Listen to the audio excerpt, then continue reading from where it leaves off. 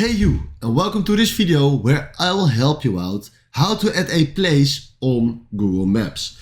And for a place we can search for something like beach. I want to go to a beach, so beach near me, and then you will see a lot of options. And now if I tap on here, I can go to Muiderstrand, tap on directions, and then if I tap on start, he will send me to this place. Now if I go back, tap on the cross, and now I want to go to Paris. Then I type in Paris, tap on Paris, tap on directions, and now he will send me to Paris after loading my direction.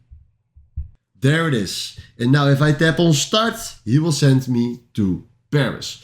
Alright, this is how it works, and if you find this helpful, please consider subscribing and give this video a like. And for now, thanks for watching.